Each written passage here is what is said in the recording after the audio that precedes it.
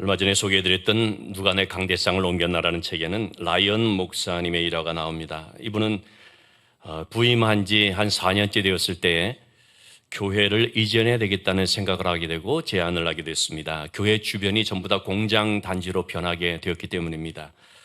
그래서 신중하게 준비를 했고 성도들을 설득하고 또 차근차근 계획을 세워서 진행을 하게 됐습니다.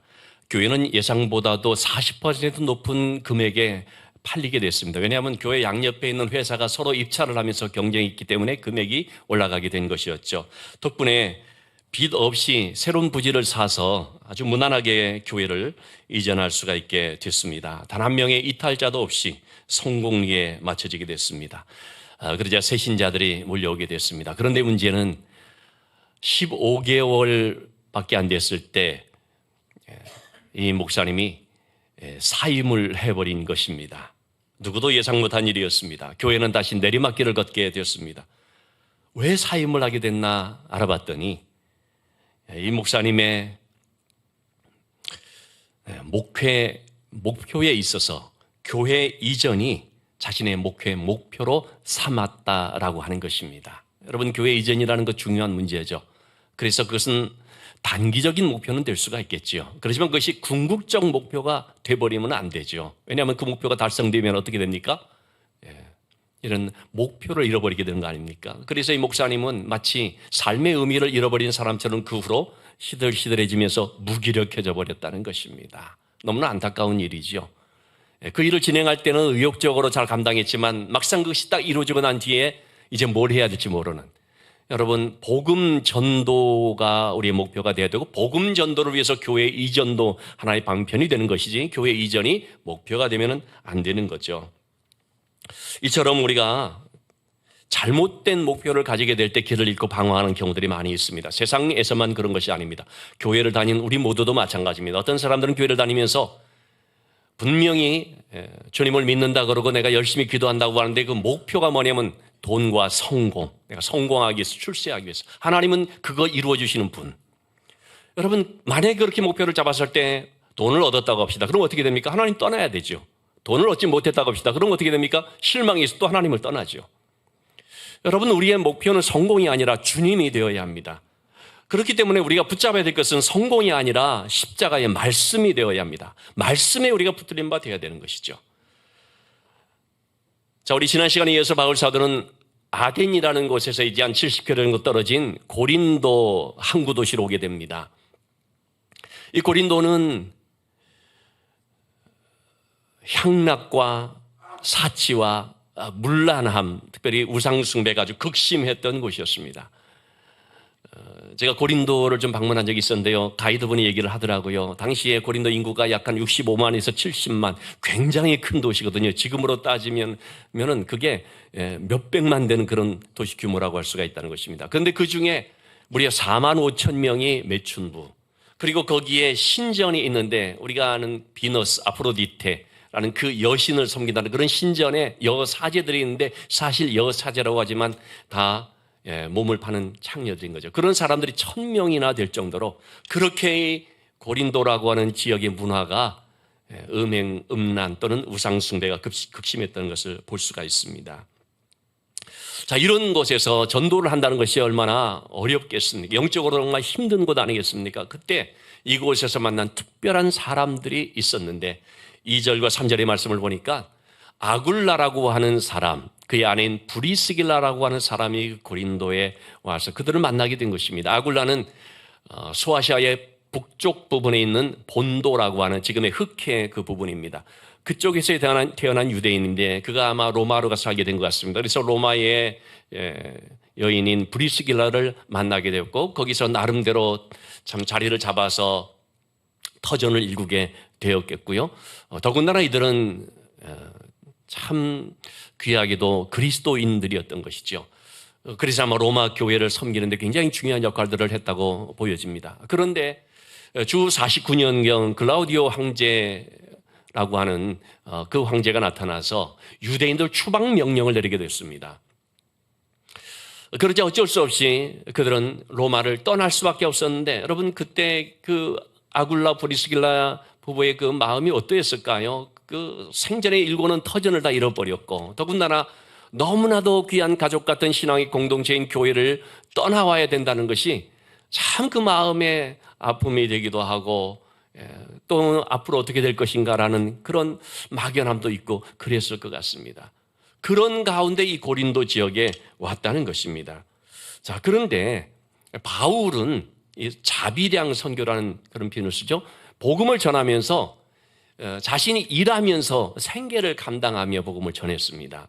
누가 뒷받침해 주는 것이 아니죠. 더군다나 지금 바울은 혼자 이 고린도 지역에 왔거든요.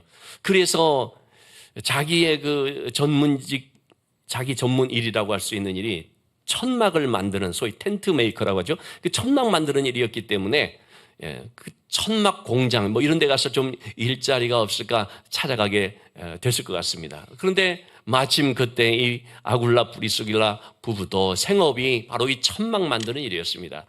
당시 그런 사람들은 1층에 작업실을 만들어 놓고 2층에 자기들의 생활하는 그런 집을 갖추고 그렇게 했다고 합니다. 어쨌든 바울은 이제 천막 만드는 그런 일 때문에 그걸 찾아가게 됐을 것 같습니다. 근데 가서 보니까 그들이 아굴라 브리스기라는 사람인데 뭐 바울과 그들은 초면이죠. 처음 만난 사이겠죠. 근데 보니까 그리스도인인 것이죠. 얼마나 반가웠겠습니까? 그때부터 이제 바울은 그곳에서 같이 지내면서 열심히 하나님의 은혜를 나누게 되었고 교제하고 말씀을 가르치고 아마 그렇게 했겠죠. 브리스길라 아굴라 부부가 다름도 아닌 대사도인 주의 종 바울을 만났으니 그가 전하는 말씀을 통해서 얼마나 은혜를 받았겠습니까? 그래서 로마서 16장 3절 4절 말씀에서는 이 브리스길라 아굴라 부부를 가리켜서 바울 사도가 하는 말이죠. 그들은 내 목숨을 위하여서 자기들의 목까지도 내놓았다. 그럴 정도로 아주 굉장한 동역자가 된 것입니다. 바울을 위해서는 우리 목숨도 걸 수 있다. 목숨 걸고 바울을 지켜주고 동역해주고 돌봐준 바로 그런 사람들이 되었다는 것입니다.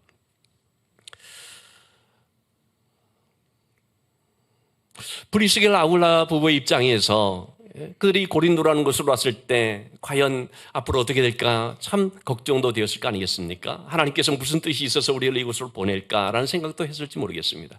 근데 바울을 딱 만나면서 하나님께서 이 바울 사도를 만나도록 우리를 이곳에 보냈구나. 그런 아마 감격이 있었으려 봅니다. 정말 하나님께서 우리에게 특별한 죄종을 보내주셔서 그래서 이렇게 동역할 수 있도록 은혜 주셨구나라는 마음을 가졌을 거예요. 자, 그런데 역시 여러분 바울 입장에서도 어떻습니까? 당시에 이 바울은 고린도전서 2장 3절 4절의 말씀을 보면 약하고 두려워하고 힘이 떨었다라는 표현을 씁니다. 내가 고린도에 갔을 때 내가 사실은 이런 상황이었다는 것입니다. 여러분 바울은 불굴의 투사처럼 느껴지는 그런 이미지가 있는 분 아닙니까? 7번 넘어져도 8번 그냥 벌떡벌떡 오뚜기처럼 일어날 것 같은 그 무엇도 두려워하지 않고 담대함만 가진 사람처럼 보여지는데 그런데 바울은 솔직히 자기의 이런 심정을 이렇게 고백하고 있는 것이죠. 약하고 두려워하고 힘이 떨었노라. 물론 이 부분에 대해서 해석이 조금씩 분분하긴 합니다만 어쨌든 바울이 고린도라는 지역에 와서 보니까 영적으로 너무나 힘들고 어려운 그런 상황이었던 것이죠. 그래서 어둠의 영이 또는 음란과 우상과 폭력의 악한 영이 강하게 도전해 오는 것을 느꼈을 것이고 정말 자기를 공격하고 엄습하는 걸 느꼈을 것이고 그러면서 자기의 마음을 짓누르는 그런 느낌이 있지 않았을까 때문에 영적으로 힘들었지 않았을까 생각이 됩니다. 그런 가운데 하나님께서 보내주신 선물 같은 사람들이 누구였냐면 브리스길라와 아굴라라고 하는 정말 귀한 믿음의 동역자였다는 것입니다. 얼마나 큰 위로를 받았겠습니까? 여러분 우리 중에도 참 그런 분들이 많이 있습니다. 전에는 그런 얘기를 제가 많이 들었었는데요. 낯선 흥덕이라고 하는 지역으로 왔는데 무엇보다도 그동안에 오래 섬겼던 교회를 떠나서 어쩔 수 없이 어떤 형편에 의해서 이사 와서 여기에 이제 살게 됐는데 어느 교회를 가야 될 것인가 참 고민도 하고 많이 기도하고 왔는데 너무나 좋은 교회를 만나서 감사합니다. 요즘은 별로 잘 많이 못 듣는데 전에는 참 많이 들었습니다. 우리가 교회를 종교부지를 사서 이곳에 성전을 짓고 입당한 후 많은 분들이 이제 오면서 참 그런 얘기를 많이 하셨습니다. 하나님께서 예비하신 은혜가 있었습니다. 또 그런 교회와 그런 성도들을 참 만나서 너무 감사합니다. 저 역시도 마찬가지입니다. 저에게도 여러분 참 이곳에 우리가 교회를 이전해 온 후로 정말 선물 같은 너무너무 귀한 분들이 우리 교회로 오셨습니다. 지금 시무장님으로 세워진 분들 전부 다 그런 분들입니다. 정말 하나님께서 우리에게 보내주신 큰 위로가 되고 축복이 되고 선물 같은 분들이라고 생각이 됩니다. 이렇게 바울에게 있어서는 브리스길라 아굴라 부부가 하나님 보내주신 복된 사람들이었던 거죠. 그야말로 축복의 만남이었던 것입니다. 자, 거기다가 5절 말씀해 보니까 실라와 디모데가 이제 마게도니아 지역으로부터 내려오게 돼서 합류하게 됐습니다. 마게도니아, 빌립보, 데살로니가 교회 등등의 소식을 가지고 와서 바울에게 전해줬을 때 그들의 믿음 생활을 잘하고 있다는 그런 소식을 전해줬을 때 바울은 얼마나 감사하고 또 하나님께 그렇게 영광을 돌렸는지 모르죠. 자, 그러면서 바울은 어떻게 합니까? 더 힘을 얻게 되었죠. 그래서 이어지는 말씀입니다. 바울이 하나님의 말씀에 붙잡혀서 유대인들에게 예수는 그리스도라 밝히 증언하니. 여기서 붙잡히다라는 말, 이 쉰네코라고 하는 단어는 뭔가의 지배를 당하고 소유되는 것을 뜻합니다. 수동 분사형으로 되어 있어서 이것이 계속 지속되고 있다라는 것을 뜻하는데요. 바울은 이전에는 무엇에 붙잡혔었습니까? 율법적이라고 하는 것에 붙잡혔었죠. 그리고 자기의 의의에 사로잡혀서 그 결과 어떻게 했습니까? 예수님을 핍박하는데 앞장을 섰죠. 교회를 무너뜨리고 성도들을 잡아 가두고 하여튼 이 박해자로서 맹활약을 했었던 것이죠. 그래서 여러분, 사람이 무엇에 붙잡히느냐가 참 이렇게 중요합니다. 어떤 사람들은 어떤 사상과 이념에 붙잡혀서 그래서 평생을 잘못된 그런 선택을 하며 사는 경우들도 이제 보게 되지 않습니까? 바울은 그랬던 사람이었는데요. 그런데 이제는 말씀에 붙잡히게 되었습니다. 그래서 그는 주체할 수 없는 감격과 열정으로 예수는 그리스도라 증거하는 이제 삶을 살아가는 것입니다. 만나는 사람들에게 그런 얘기를 하는 거죠. 이분은 살아계신 하나님의 아들이십니다. 그 예수님은 우리 죄를 위해서 십자가에서 죽으시고 부활하신 분이십니다. 그 부활하신 주님을 내가 만났습니다. 구체적으로 이런 상황 속에서 내가 만났습니다. 그래서 그 주님을 만남으로 내가 거듭났고 새로운 생명, 새로운 피조물이 됐습니다. 내가 그 주님을 전하는 곳마다 귀신이 쫓겨나고 병든 자가 고침을 얻고 하나님의 능력의 역사가 나타나고 사람들의 삶이 변화되고 새 생명을 얻는 것을 보았습니다. 그분이 바로 우리의 부활이요 생명입니다. 그러니 당신도 예수 믿으십시오. 얼마나 열정적으로, 얼마나 뜨겁게, 정말 간절한 마음으로 이 복음을 전했겠습니까? 그러자 바울의 전하는 이 말씀을 듣는 사람들 속에 변화 역사도 나타나는 것이죠. 마음을 열고 그 말씀을 영접하더라는 것입니다. 그런데 6절 말씀에 나오는 것처럼 유대인들은 오히려 바울의 그런 복음 전하는 것을 대적하고 비방했습니다. 왜 그랬겠습니까? 그들은 잘못된 것에 붙잡혀 있었기 때문에, 시기심 같은 것에 붙잡혀 있었기 때문에 복음 전도에 오히려 회방자가 되어버린 것입니다. 그러자 바울은 전혀 거기에 주눅들지 않고 위축되지 않고 옷을 털면서 하나님께 맡기면서 나는 이제 이방인에게로 가겠다. 그리고 이제 회당을 나오게 됐습니다.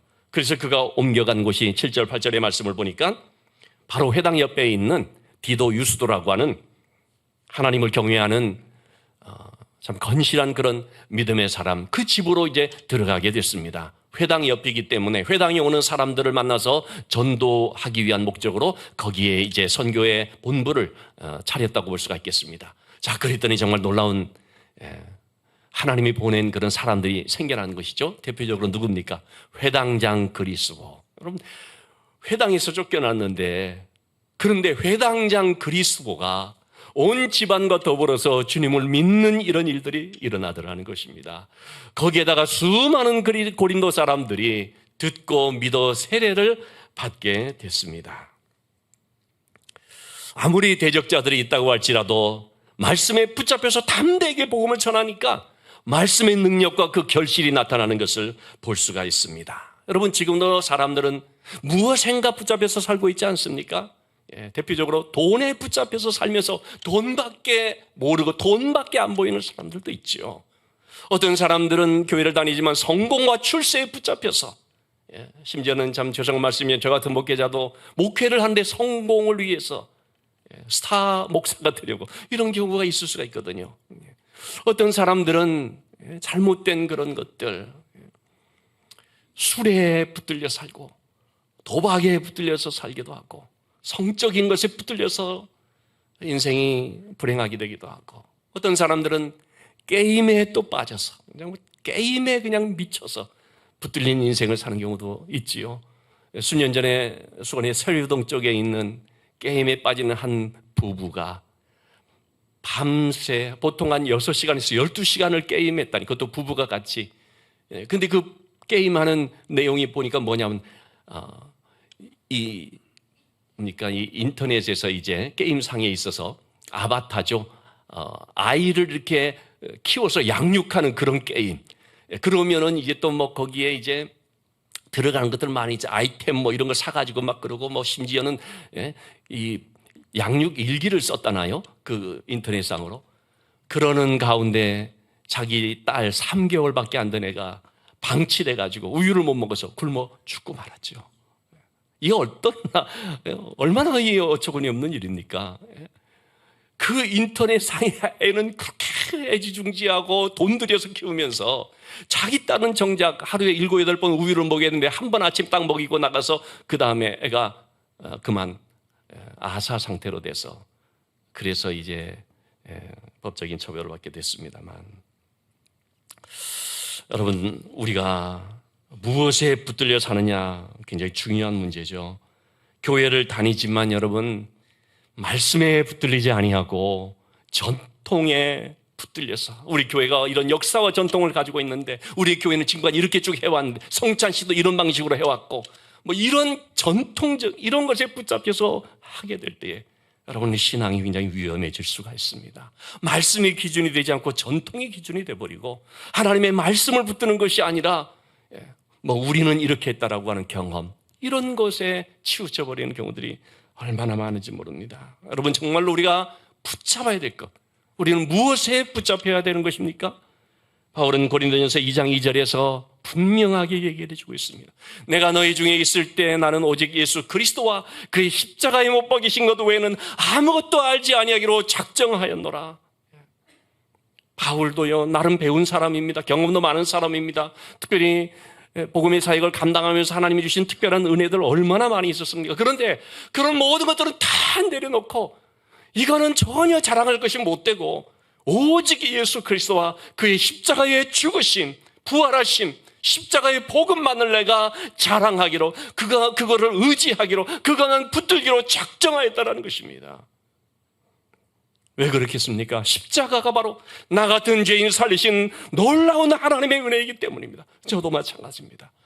이 십자가의 은혜로 말미암아 나 같은 죄인을 살리셨다는, 내 모든 죄를 담당하시고 주님이 십자가에 죽으심으로 말미암아 내 모든 죄가 사함을 받고 이제는 하나님의 자녀가 되는 놀라운 은혜를 받게 되었다는, 여러분이 이 십자가의 은혜를 붙잡는 사람이요, 자신의 상처를 치유할 수가 있습니다. 사랑할 수 없다는 사람을 사랑할 수가 있고 용서할 수 없다는 사람을 용서할 수가 있는 것입니다. 이것이 바로 십자가의 능력인 것이고 십자가의 은혜인 것이죠.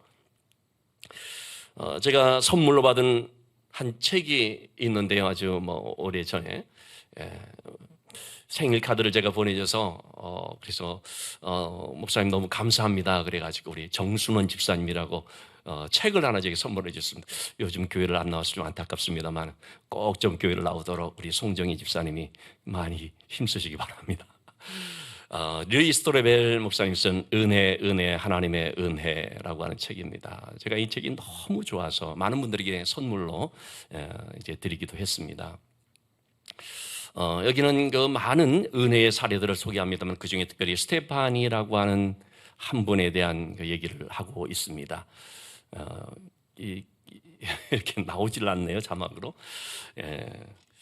스테파니라는 분은 6.25 때 미군과 한국인 엄마 사이에 태어난 호녀라입니다. 6.25 직후 얼마나 힘들 때입니까? 미군 아버지는 그냥 어디론가 없어져 버렸고, 엄마가 혼자 키울 수가 없어서 4살 때에 이 어린애를 버려버려 말았습니다. 먹을 것이 없는데요. 이 4살밖에 안 되니까 야생 생활을 하게 된 것이죠. 때로는 들쥐도 잡아먹었더니 얼마나 끔찍하겠습니까? 그러니까 먹을 것이 없어서 훔치다가 걸려서 농부들에게 그 물이 있는 우물에 빠져 죽을 뻔하게 됐는데 어떤 할머니가 건져내 줬습니다. 또 먹을 거 훔치다가 걸려서 물레방아에다 묶여가지고 돌림을 당하는데 거기 또 역시 한 할아버지가 나타나서 너 여기 있으면 안 된다, 빨리 도망가라 해서 살렸다고 합니다. 7살 때 대전으로 와서 불황아들에게 학대를 당하면서 그 어린 나이에 강간을 당하고 모진 세월을 겪어야 했습니다. 콜레라에 걸려 뒷골목에 버려져 죽음의 위기 가운데 있을 때 스웨덴 출신 에릭슨이라고 하는 간호사가 발견하고 그를 고아원으로 보냈습니다. 그래서 2년 정도 후에 9살이 되었을 때 미국에서 온 선교사 부부에게 입양이 됐습니다. 그는 자기가 그 집으로 갈 때 식모로 가는 줄로 알았다고 합니다. 먹여주고 재워주고 새로운 옷을 입혀주고 그러면서도 일은 시키지를 않는 것입니다. 어느 날 그가 동네에서 놀면서 자기 또래 애한테 얘기를 했습니다. 아니, 미국 사람들 정말 웃겨. 아직도 나한테 일을 안 시켜. 그냥 잘해주기만 한다니까 라고 얘기를 했습니다. 그랬더니 그 친구가 얘기를 했습니다. 스테파니, 너 그 집 딸이야. 너 몰랐어? 너 딸이야. 깜짝 놀라고 충격을 받았습니다. 집으로 달려 들어가서 그 양 엄마에게 얘기를 한 것이죠. 나 딸이냐고. 그 엄마가 눈물을 흘렸다고 합니다. 그때 기분은 말로 표현할 수 없었다고 합니다. 양부모를 따라서 미국으로 갔습니다. 겉으로는 잘 적응하는 것 같았습니다. 그렇지만 속으로는 늘 두려움이 있었고 마음을 열지를 못했습니다. 왜냐하면 나의 과거를 이분들이 다 알게 되면 도로 고아원으로 보낼 것이다. 그러면서 애를 썼지만 잠자리에 들 때마다 그는 혹시 모든 것이 발각이 돼서 부모의 사랑을 잃진 않을까 두려움 가운데 있었습니다. 그야말로 두려움이 그를 붙잡고 있었던 것이죠. 17번째 생일을 앞두고 엄마에게 짜증을 부리다가 그 엄마가 가볍게 지적을 좀 하게 됐습니다. 그러자 그는 방문을 쾅 닫고 자기 방에 들어와 침대 속으로 들어갔습니다. 그러자 아빠가 들어와서 이렇게 말했습니다.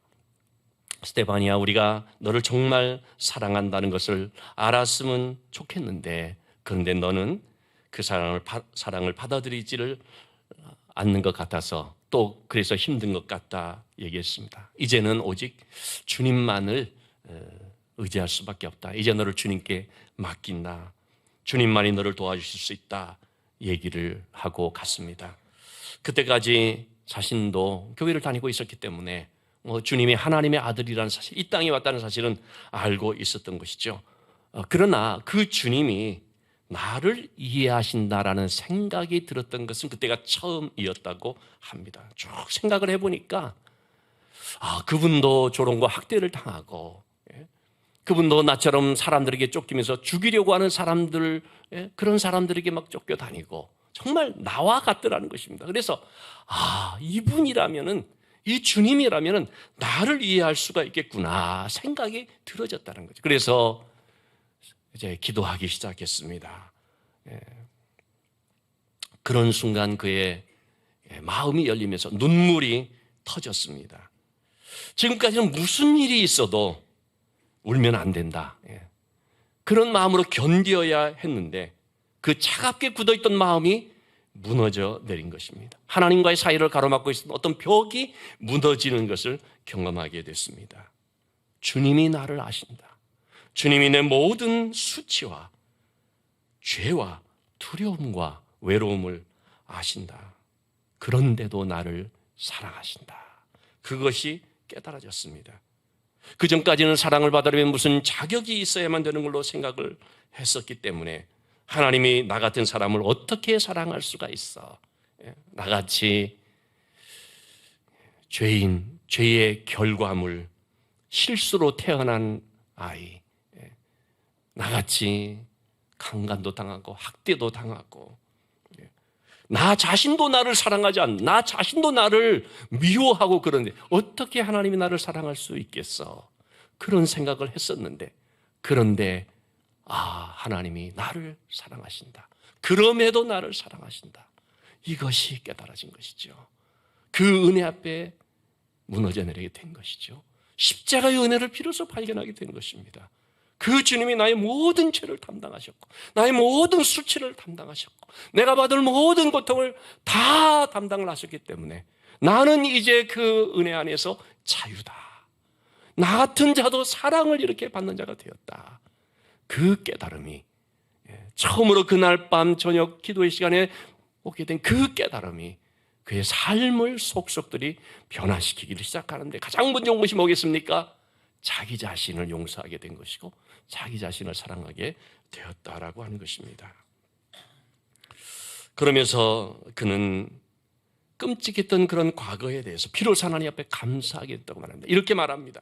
제 삶에 없었으면 더 좋을 뻔했다고 생각되는 것, 그것은 단 하나도 없습니다. 왜냐하면 그 모든 것들이 저를 주님께로 인도했기 때문입니다.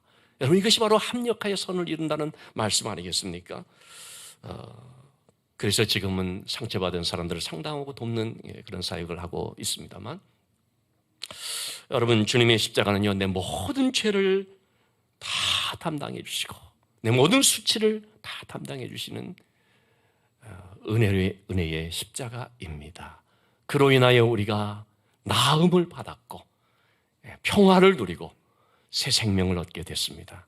주님의 십자가를 만나면 우리의 과거는 바꿀 수 없지만 미래가 달라지는 것이죠.